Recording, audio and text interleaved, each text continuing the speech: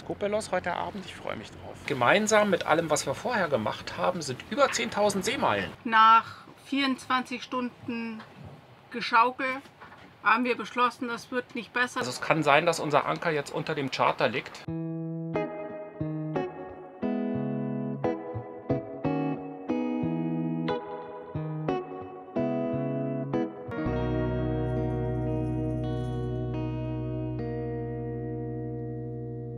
Guten Morgen, ein wunderschöner Morgen.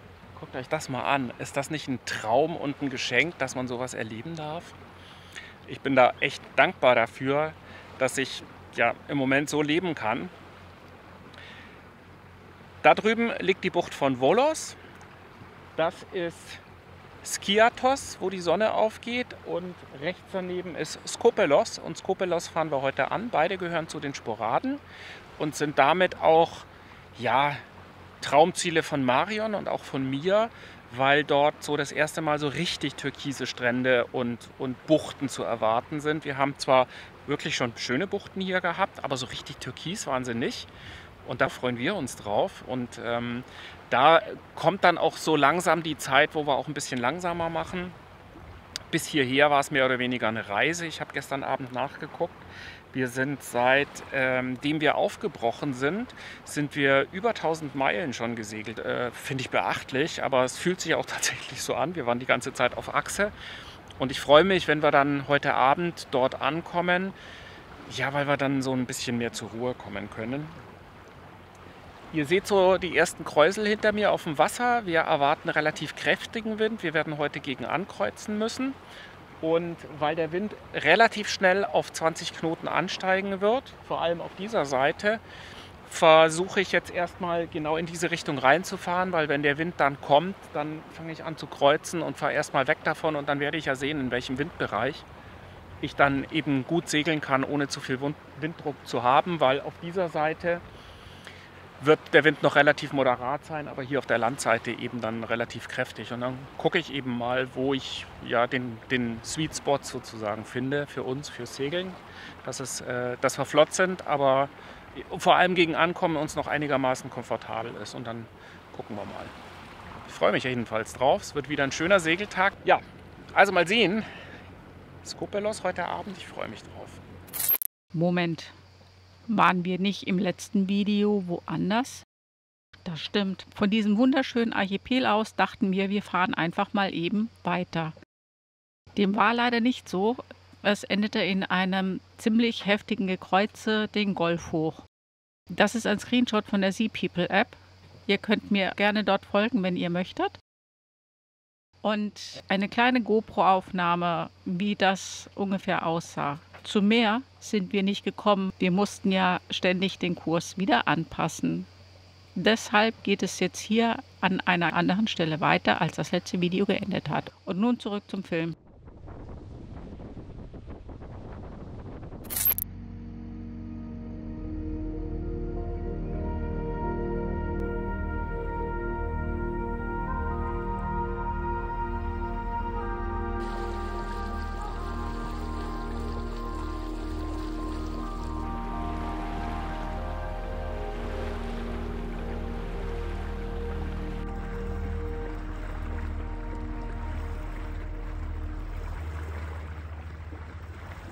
Guten Morgen.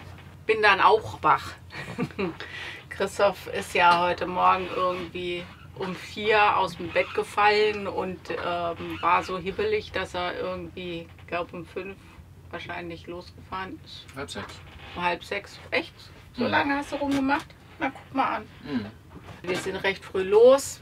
War aber gestern auch ein bisschen die Überlegung, früh loszufahren, weil hier soll ab 10 der Wind recht kräftig werden mit starken Böen.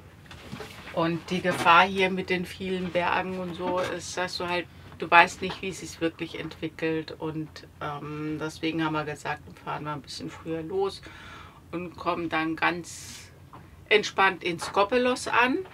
Wir fahren heute an Skiathos vorbei, da kommen wir nicht hin, da geht der Wind genau uns auf die Nase und deswegen fallen wir ab nach Skopelos und Das wird schön, da freuen wir uns drauf. Und die Sparaten liegen eh so nah beieinander. Ist ja eh völlig egal, wo du hinfährst. Soll alles schön sein. Also insofern gucken wir, dass wir da irgendwie hinkommen. Im Moment ist der Wind noch sehr schwach. Der soll auch erst ab gegen 10 einsetzen. Also mal sehen, wie es wirklich wird. Entschuldigung, du doch was dazu zu sagen. Nach deinem abschließenden Nieser. Ja, der ist ja eh nicht mit dabei. Geht so ganz langsam voran, aber wir haben es auch nicht so arg weit. 20 Meilen haben wir noch. Also sollte entspannt funktionieren.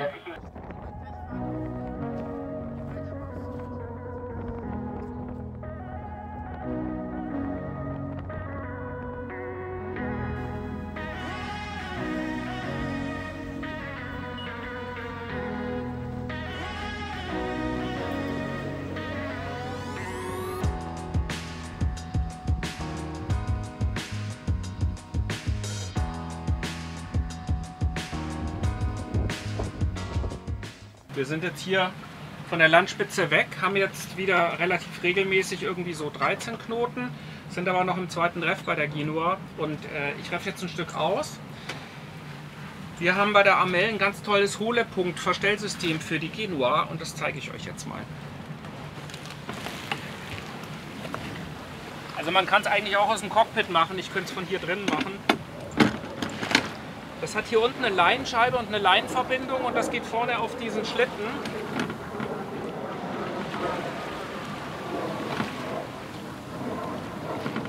So, jetzt. Jetzt ist es entriegelt und jetzt kann ich den Hohlepunkt. Ist zu viel Druck drauf.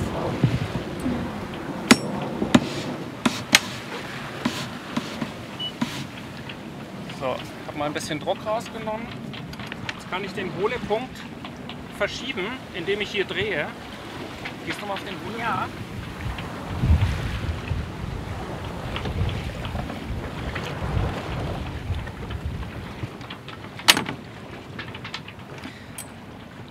Und ich finde es halt eine geniale Lösung, relativ nah am Cockpit. Also ich kann hier auf dem Sylt sitzen, wenn ich das machen will. Oder zur Not auch von innen machen. Was halt nicht funktioniert, ist, wenn wirklich viel Druck drauf ist. Das ist klar. Aber ich finde es ein super System, gefällt mir. Was haltet ihr davon?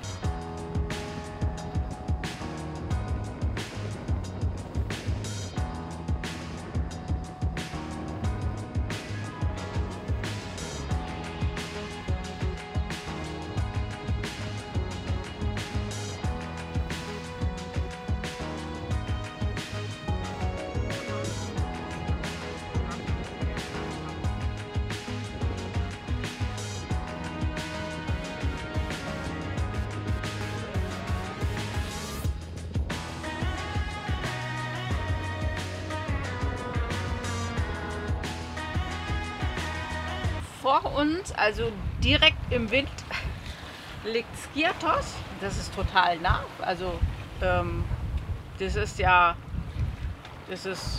Steinwurf entfernt. Also ich hätte es ein bisschen weiter erwartet, aber es ist wirklich, ist ja nix. Und dahinter sieht man ganz leicht Skopelos, was wir jetzt heute anlaufen. Und jetzt bin ich echt mal gespannt. Hier ist ein bisschen was los. Es sind ein paar unterschiedliche Schiffe unterwegs, viele Fähren.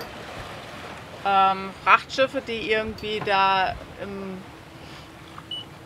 Golf drin entladen und natürlich viele Segler sind hier unterwegs. Ist heute jetzt auch hier draußen außerhalb vom Golf ist es auch echt angenehm jetzt zu fahren.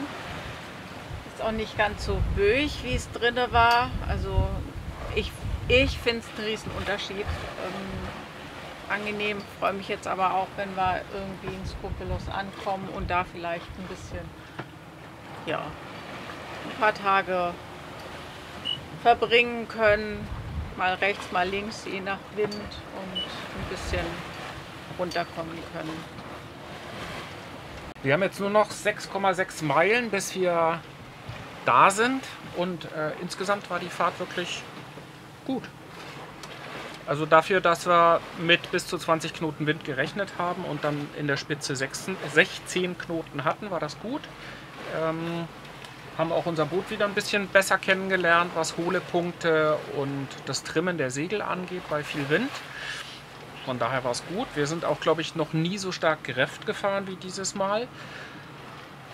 Das war aber eher dem Komfort geschuldet als der zwingenden Notwendigkeit. Wir fahren immer lieber ein bisschen aufrecht. Ich habe gestern zusammengerechnet, wie viele Seemeilen wir insgesamt schon gesegelt sind und bin da drauf gekommen, dass wir mit dem ersten Boot 2700 Seemeilen gesegelt sind, mit dem zweiten Boot, mit der Arriba, sind wir 3400 Seemeilen gesegelt und mit La Licorne, mit dem jetzigen Boot, 3700 Seemeilen. Das macht zusammen 9000 irgendwas Seemeilen und insgesamt Mario und ich gemeinsam mit allem, was wir vorher gemacht haben, sind über 10.000 Seemeilen.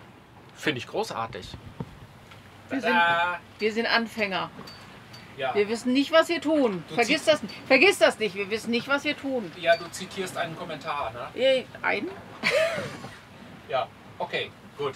Also, es gab öfter mal Kommentare, wir wüssten nicht, was wir tun. Das mag ja sein, aber wir haben trotzdem schon jede Menge Segelerfahrung. Ich bin ja so ein Zahlen-Nerd. Ich wollte jetzt wissen, wie viele Tage wir insgesamt mit La Licorne schon unterwegs waren.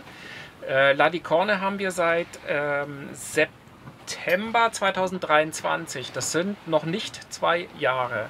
Und wir waren in der Zeit insgesamt 25 Wochen mit dem Boot unterwegs. Und zwar habe ich immer nur gerechnet, ablegen bis wieder anlegen an einem an dem Dauerliegeplatz. Weil wir hatten 2 Dauerliegeplätze. Das eine war Barcelona und das andere war Licata. Ich habe also immer nur gerechnet, die Zeit, wo wir wirklich in Fahrt waren. Also 25 Wochen, das sind 176 Tage und in der Zeit sind wir 3700 Seemeilen gefahren. Das heißt pro Tag circa 21 Seemeilen. Finde ich gar nicht wenig, weil es gab ja auch längere Zeiten, wo wir mal vor Anker lagen. Auch in der Zeit, wo wir unterwegs waren. Und deswegen finde ich das echt einen beachtlichen Schnitt. So.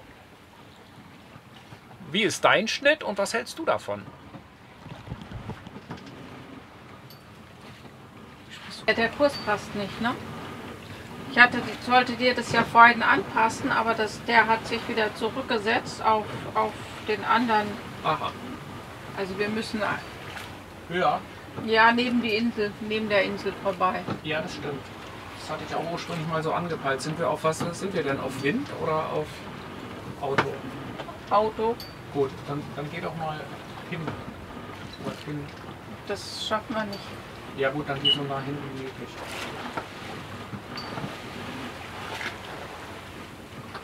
Du kannst noch 2-mal drücken. 1 bis 2-mal.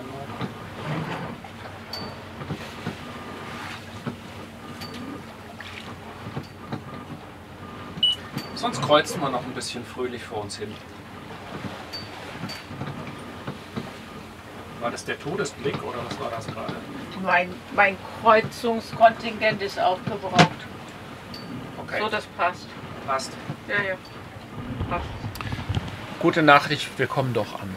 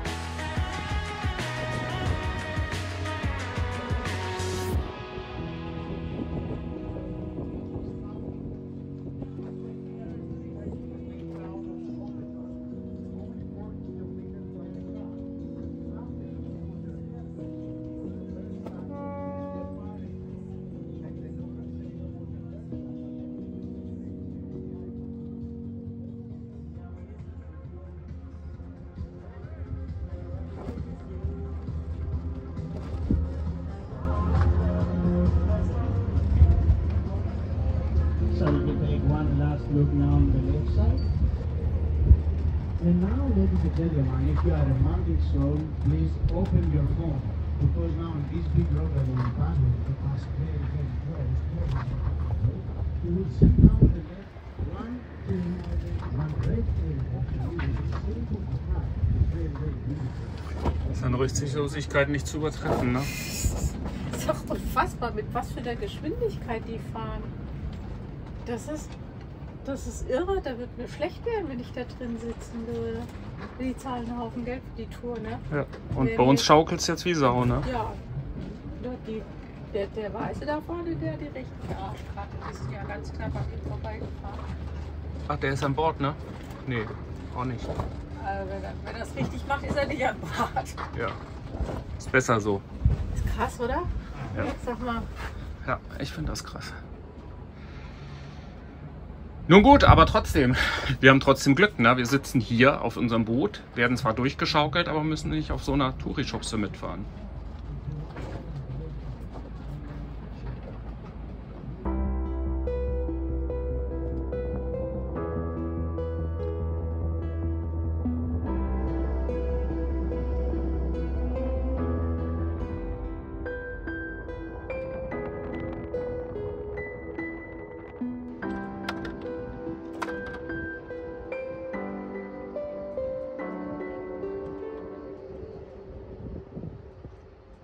Der Flopperstopper ist abgebaut, alles zusammengeräumt. Nach 24 Stunden Geschaukel haben wir beschlossen, das wird nicht besser, das wird jetzt gerade noch schlimmer. Und wir packen jetzt zusammen.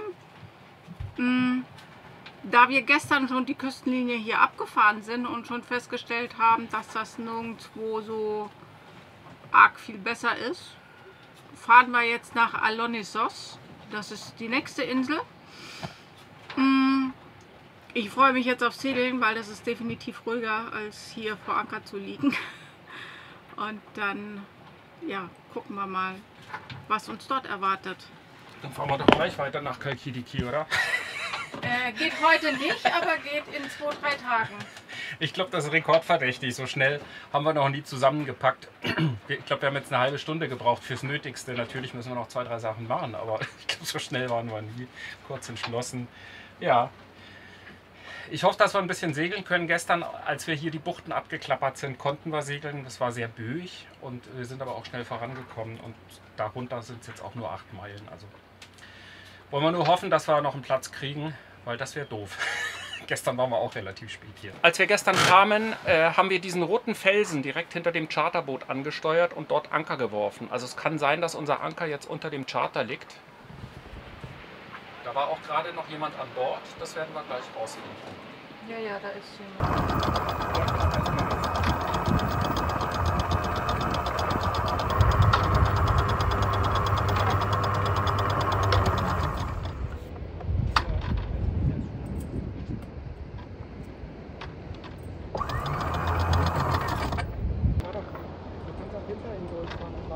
Du kannst entweder voll, kannst auch rückwärts tuckern.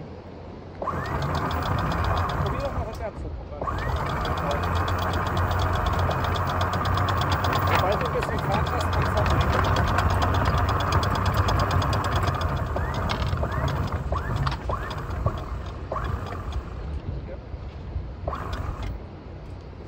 Da habe ich mich jetzt kräftig verschätzt, wo mein Anker liegt. Wäre vielleicht eine Ankerboje doch gut gewesen. Ja, egal. So, Marion fährt uns jetzt raus. Jetzt kannst du ja vorwärts gehen. Ja. Ist ja schon alles frei hier.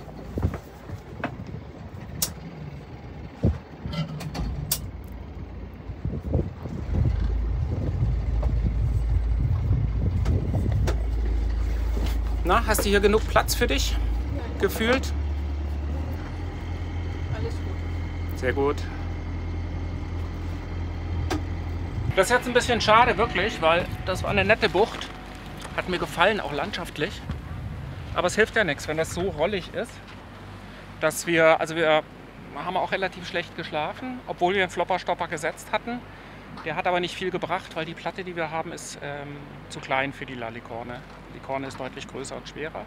Ich hatte auf der anderen Seite dann noch ein Bleigewicht ins Wasser gehängt, in der Hoffnung, dass das vielleicht ein bisschen was bringt. Einfach Versuch und Irrtum. Aber nein, hat natürlich auch nichts gebracht. So, also, wir verlassen die Bucht. Vor uns das Meer und andere Buchten. Mal schauen, ob das eine gute Idee war, hier wegzufahren oder ob wir vom Regen in die Traufe kommen.